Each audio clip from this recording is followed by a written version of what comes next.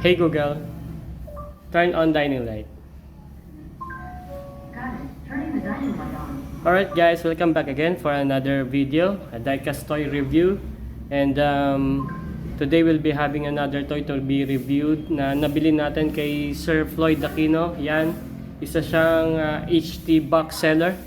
Usually online live selling ang platform niya, ang style nila.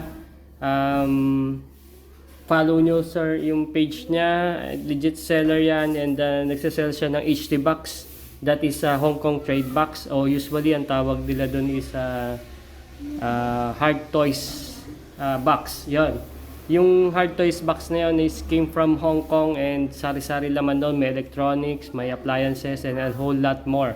So kung interested ka sa mga ganong thrift items na for sale, follow nyo si sir. Yan, nagla-live selling yan, and nagpo-post din siya ng some items for sale. Okay, so ang nabili natin kay sir is isa siyang crawler excavator na as is condition. I'm very aware of that. Okay, so gan talaga guys, this is not brand new. This is pre-loved toys na nahunt natin, and kinuha ko na rin to kasi this brand is very similar to isang toy na katulad ng isang toy ko na unbranded or unlicensed toys like KDW, Wina, Jingbang, yan, mga Chinese brands toys na yan. Pero magaganda rin detalye niyan. Okay, so upon checking ang details nito is 1:40 scale. Konting-konti lang diferensya sa accurate na 1:50. Yung mga kasi, yung mga branded na collectibles guys, yung mga like Joel brand, Komatsu, yung mga license kasi niyan is accurate yun na 1:50. Tapos may susunod siya na higher model like 1:36, ganun. So yung sa Chinese brand, magaganda rin detalye nito. Okay, so ang markings nito is Tengran. Yan, very similar siya do sa Wina na brand. Same color, same specs. By the way, this is not RC, this is a scale model. Okay, so dito sa sa details and materials na ginamit dito, itong bucket nito is full metal. Yan, zinc alloy yan, medyo mabigat din. Solid yan. And then itong arm niya, this is plastic all the way there. Lahat ng brown na yan sa arm na yan, including tong sa hydraulics na yan. Ang metal lang is itong chrome part na to. Okay, so kung mapapansin nyo, this is two part. Yan, napag-ihiwala yan, kaya nasabi ko talaga siyang is plastic.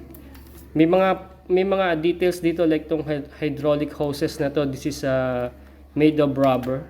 Yan. Okay, sa part na to, tong head niya is plastic, tong cabin. Yan, plastic yan, clear acrylic yung niya, yung glass niya, at kita naman yung details sa loob. Ayan, meron doon mga pedals and joysticks, saka seat. Yan, that is all made of plastic. Dito, yung brown na to is full metal, all metal yan. Except tong nasa top na to, this is plastic. Okay, dito sa track wheel niya, actually missing talaga ang track wheel nito, pero may nakita naman na tayong parts nito para dito na sa Shopee. Nakapag-order na ako niyan. Yan. Very similar. I don't know kung mag-fit lang, no. Well, kung hindi, di very cheap lang naman, then magre-resource tayo sa iba. Okay? So itong part na to, itong umiikot na to, baliktaran na yan. That is plastic, saka including to. Yan, plastic yan. Ang bakal sa kanya itong base. Yan yung may kinakabitan ng tornilyo. Medyo high built din yung nito, yung ilalim niya. Itong ilalim niya is plastic. Itong body lang ang metal. Okay, so this side same din. Ito metal to, yung parang grab na to. Tawag dito yung grab bar. Yan. This is metal. Itong part na to, plastic to. Nakatusok lang yan, I think. Okay, so markings niya is Tengran. Sticker lang to, guys. Dito, print naman to. Hindi naman siya sticker. Yan, sa likod, this is sticker. Yan. Okay, so this is very similar to Wino brand Di ako nasabi kasi meron tayong toy na isang ganyan. Meron akong articulated truck. Ito siya. Yan. Yan. This is Wina brand.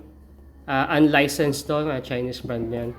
Unlicensed yan. Nakakita na rin akong roller excavator niya na same scale model.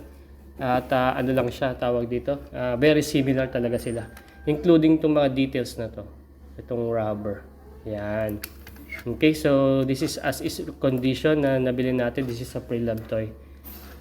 Okay, gusto niyo pa ba i-compare natin yung size? Kasi itong Wina na to is, this is 1:50. Yan, 1:50 na sa kalagay sa box niya. And siya is, sa upon checking sa details niya, this is 1:40.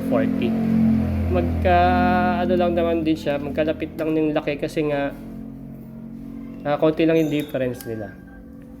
No, yung discrepancy ng size niya.